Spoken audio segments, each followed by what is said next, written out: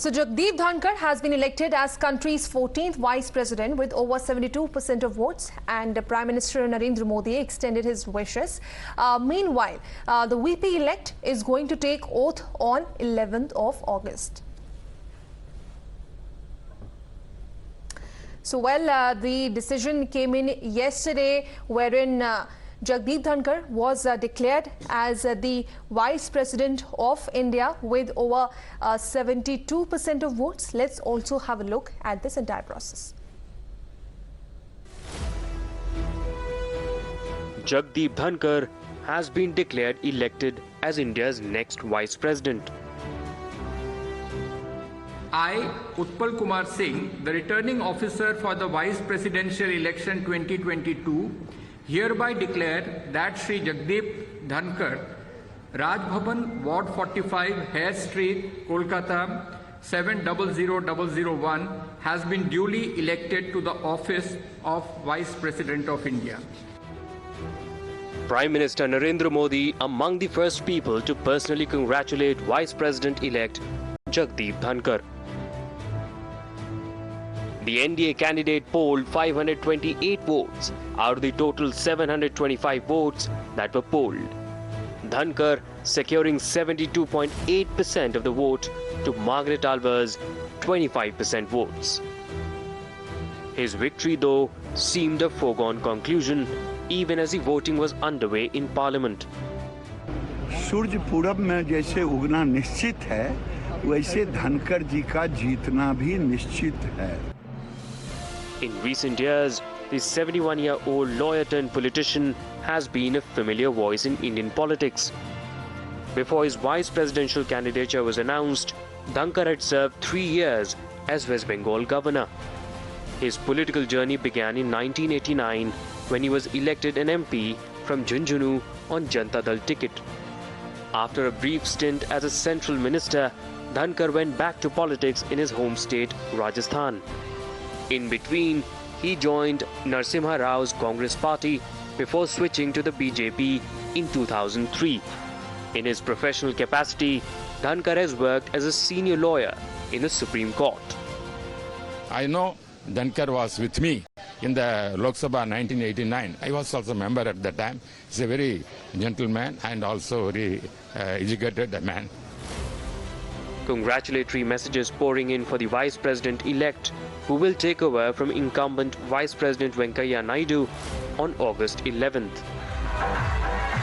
Celebrations breaking out in Dhankar's ancestral village Kitana in Rajasthan's JhunJhunu district.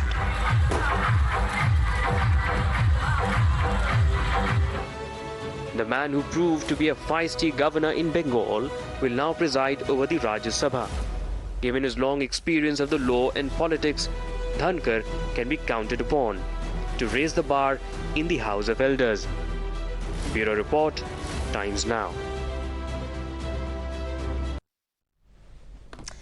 Now, on the other hand, the opposition seemed to be divided over the vice presidential candidate after my vice presidential candidate Margaret Alva lost in these elections, and after the results came out, she, in a veiled jibe, attacked Mamata's TMC, stating that this election was an opportunity for opposition to work together, and also she said that some opposition parties directly or indirectly supported the BJP.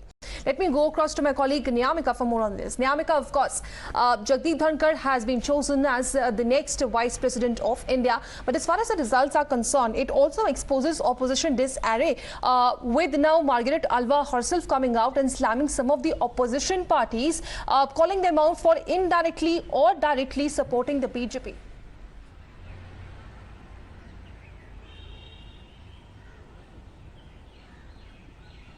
Well, absolutely. The idea of a united opposition has once again came into question as yesterday the opposition party's candidate for the vice presidential elections, Margaret Alva, has openly criticized all those parties who have, basically tried to make an attempt to derail this idea of the united opposition, because she has been known as being quite vocal about some such matters. And while tweeting his congratulatory message to the next Vice President of India, Jagdeep Dhankhar, she has also mentioned that it is very unfortunate that some of the opposition parties chose to support BJP directly or indirectly, and that is basically an idea of attacking the Trinamool Congress, as it was the TMC who abstained itself from voting in the vice presidential elections, and that is the reason why Margaret Alva has written such kind of statement. She has said that this was an opportunity for all the opposition parties to work together to build trust amongst each other, forgetting about their past. But it is the TMC who abstained itself from voting during the vice presidential elections, as TMC was holding 36 MPs in both Lok Sabha and Rajya Sabha, and it was being quite expected that TMC is going to support Margaret Alva in the vice presidential elections. But just before these elections took place, TMC chose to abstain itself. And on the other hand, Jairam Ramesh, who is the General Secretary of Congress Party, has also attacked TMC from doing so. He has said that it was Margaret Alva who had done a spirited work for the vice presidential election, and it is very unfortunate that TMC didn't support her. And he has also said that India has to wait to get its first women vice president. Yes, of course. She has called it an attempt to derail idea of united opposition. Well, thank you for sharing all those insights on this crucial story. We have to quickly slip into a very short break, but we'll be right back.